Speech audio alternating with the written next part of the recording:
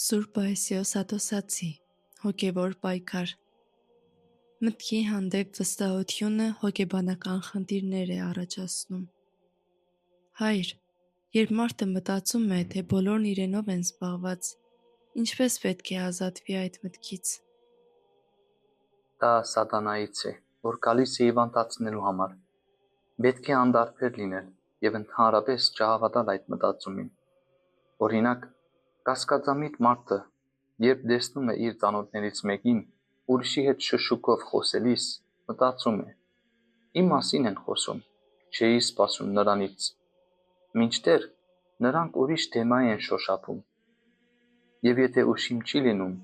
աստիճանաբար աճում է կասկածը եւ ուր է հասնում։ Նույնիսկ կարծում է, թե իրեն հետևում են եւ հետապնդում։ Եվ եթե անգամ համոզված է,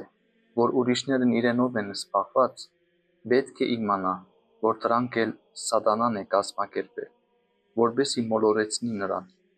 Եվ ինչպես է սատանան այդ ամենը զուգակցում։ Ճանաչում եմ մի երիտասարդի, ով շատ խելացի էր, բայց մտովի կարծում էր, թե ինքը հավասարակշռված չէ։ Սատանայից ընդունած նման մտքերը նրա մեջ բարդույթներ էին առաջացրել։ Ինքնասպանության փորձ էր արել, տարապեցնելով ծնողներին։ Աստված նրան ուժ եւ շնորհներ էր տվել, սակայն այդ ամենը փչացնում էր սատանան, եւ դրանից տանջվում էին թե ինքը, թե ուրիշները։ Չեմ կարողանում հասկանալ, թե ինչու են ընդունում այդ սատանայական մտքերը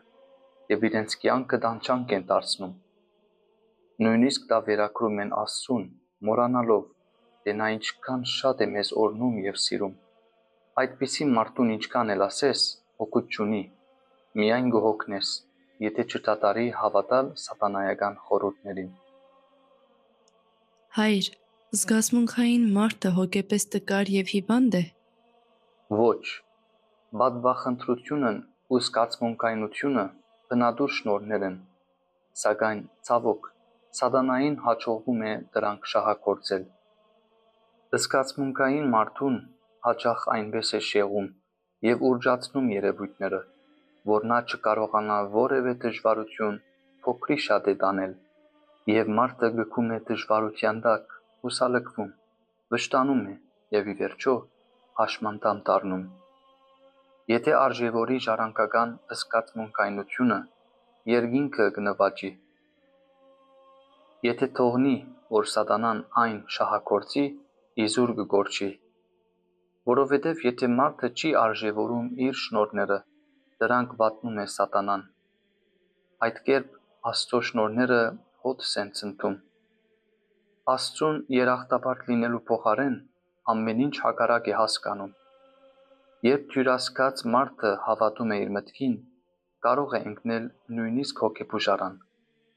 Իսկ անդարբեր մարդը դրանք մանրուք համարելով, իհարկե, ճիշտ չի ընտանում, սակայն գոնե հոգեբուժարան չի ընկնում։ Դրա համար սատանան որսում է զգացմունքային մարդկանց։ Ոմանք նորից մտածում են, կամ ավելի ճիշտ, սատանան միտք է տալիս, թե ունեն ժառանգական խնդիր, եւ փորձում է նրանց հավատացնել, թե ինչ-որ բան իրենց մեջ այն չէ։ Սատանան այդպիսի մարդկանց վախեցնում է, ցանկանալով նրանց խելքն ուտել եւ առանց լուրջ պատճառի շարքից հանել։ Սակայն եթե ինչ-որ ժառանգական բան էլ լինի, Աստծո շնորհի առջև ոչինչ չի կարող կանգնել։ Ոչ մի անհնարին բան չկա։ Հիշում եք Սուրբ Կիպրիանոսին, որ մոգությունից դարձավ եկեղեցու առաջնորդ եւ Քրիստոսի վկա։ Մովսես Եթովացին, ով սկզբում ավազակ էր, հետո եկեղեցու բոլոր մեծ հայրերից ավելի զգայուն դարձավ։ Եվ ինչ հոգևոր վիճակի հասավ, երբ Սուրբ Մակարն այցելեց նրան, հարցրեց. «Ինչ անեմ, աշխարհն ինձ խանգարում է եւ չեմ կարողանում հանգստություն գտնել»։ Եվ նա ասաց նրան. «Մովսես, Մովսես, շատ զգացմունքային ես, գնա քարքարոտ Արաբիա, որովհետև չես կարող քեզնից հեռացնել աշխարհը, քանի որ շատ խոնարհ էր, զգայունության մեջ գերազանցեց նույնիսկ մեծն Արսենին, ով ազնվական ընտանիքից էր, կրթված և հղկված մարդ էր, իսկ սա մի ավազակ էր, սակայն շատ խոնարհ էր։ Տեսնում ես, թե ինչ է անում Աստծո շնորհը։